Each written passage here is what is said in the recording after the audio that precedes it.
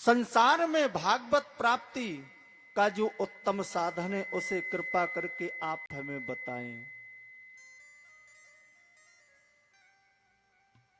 सूत जी महाराज ने कहा, हे शौनक, भगवान की कथा के आप परम प्रेमी तो हैं, इसलिए मैं विचार कर आपको भागवत प्राप्ति का जो उत्तम साधन बताता हूं, आप सावधान होकर के इसका श्रवण करें।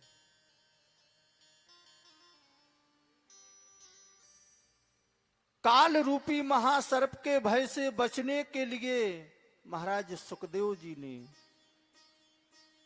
श्रीमद् भागवत का प्रवचन किया। इसके श्रवण से भक्त की वृद्धि एवं भगवान की प्रसन्नता होती है और रुचि होती है। लेकिन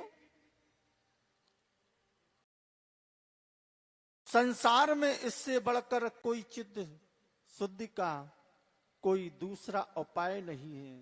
तब तो कहा कि जब पूर्व जन्मों के पुण्यों का उदय होता है परीक्षित महाराज, तभी भागवत कथा श्रवण में रुचि होती है। और भागवत कथा अमृत से भी मधुर और महंगी बताई है। जब सुखदेव जी महाराज ने राजा परीक्षित को यह कथा सुनाने के लिए सिंहासन पर विराजमान हुए, तो देवता लोग अमृत का कलश लेकर के उनके समीप आए और कहा कि सुधा कुंभम गृहीत्वे देवास्य तो समागमम्। जैसी अमृत का कलश लेकर के उनके समीप आए देवता और प्रणाम करके बोले, भगवान आप यह अमृत ले लें, इसके पीने से राजा अमर हो जाएंगे और कथा रूपी अमृत हमें पिलाएं, जिससे हम कृतार्थ हो जाएं।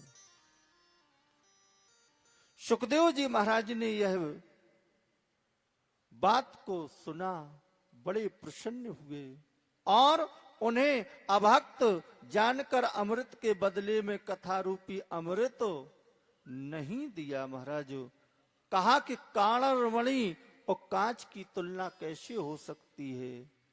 भागवत की कथा श्रवण के मात्र से महाराज राजा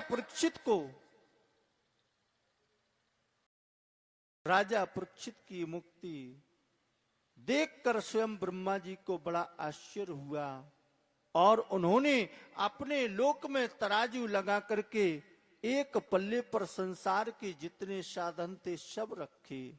कौन कौन? जप तप यज्ञ दान आदि संसार के जितने भी साधन थे सब रखे और दूसरे पल्ले पर श्रीमद् भागवत महापुराण को विराजमान किया महाराज। और जैसी ब्रह्मा जी ने तौलना शुरू किया तो संसार के जितने भी साधन थे सब हल्के पड़ गए। भागवत जी का पल्ला नीचे को रहा।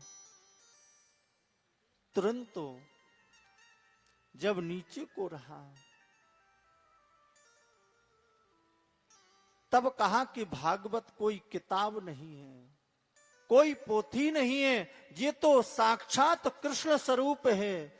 जिसने इसका श्रवण कर लिया वो मुक्त हो जाता है महाराज।